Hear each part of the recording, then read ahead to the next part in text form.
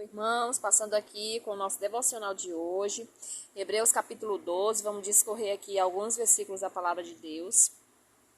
O primeiro versículo é o versículo 1, quando o autor nos fala sobre uma nuvem de testemunhas, a qual está ao nosso redor.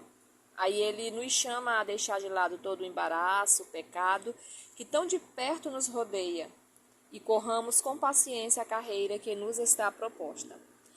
Amados irmãos, esse texto onde fala que existe essa nuvem de testemunhas, nós podemos ter duas prováveis explicações para o que significa essa nuvem de testemunhas. Primeiro, essa nuvem de testemunhas pode ser a explicação da continuação do contexto de Hebreus 11. Você lembra de Hebreus 11? Onde fala ali sobre os heróis da fé, os pais da fé, os heróis da fé, onde nós vemos muitas pessoas que pela fé venceram, que pela fé conseguiram, que pela fé continuaram crendo no Senhor.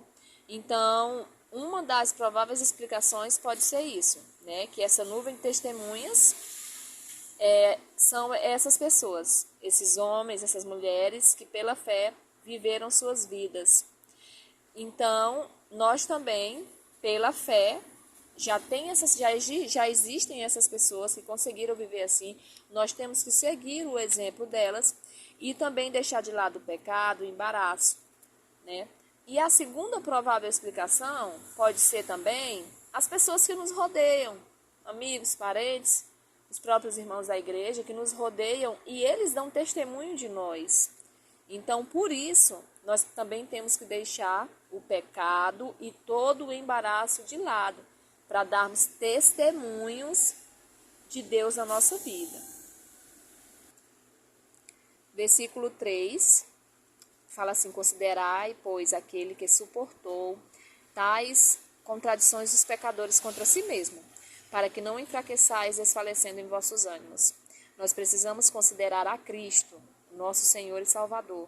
Devemos tê-lo como nosso principal exemplo que, mesmo em meio à dificuldade, se manteve fiel até o fim, suportando o castigo dado a todos nós pecadores sobre si. Versículos 5, 6 e 7. Você pode também estar lendo em sua casa. Depois o capítulo 12 de Hebreus. Versículos 5, 6 e 7 vai falar a respeito da correção de Deus. Essa correção de Deus sempre é pedagógica. Se nós estamos sendo corrigidos pelo Senhor, a nossa certeza deve ser de que essa correção nos trará uma benfeitoria, uma melhoria, uma vantagem. Porque o nosso Deus, Ele nos ama, justamente por isso que Ele nos prova. Versículo 6 diz que o Senhor corrige a quem Ele ama e açoita qualquer que recebe por filho. Então, a correção dele significa amor, proteção e, acima de tudo, zelo. Versículo 8, para terminar aqui, nós não podemos nos estender muito, porque para o vídeo não ficar tão prolongado. Mas o versículo 8 fala sobre a questão dos crentes que se comportam sem disciplina. Não sabendo que aquele que se comporta sem disciplina é como se fosse um bastardo, ou seja, sem pai, ou seja, não é filho. Por quê? Porque ele não está aceitando a disciplina, a correção, a orientação, o desejo de Deus. Então, irmãos, isso é muito forte. Então, toda vez que nós dizemos não à voz do Senhor, dizemos não ao seu mandamento, dizemos não à sua vontade, acontece o que está falando aqui no versículo 8.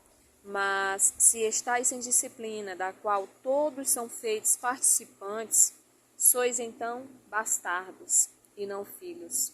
Então que essa palavra não esteja acontecendo em nossa vida, que nós não estejamos nos comportando como bastardos, mas sim como filhos. Amém? Que o Senhor continue abençoando a sua vida.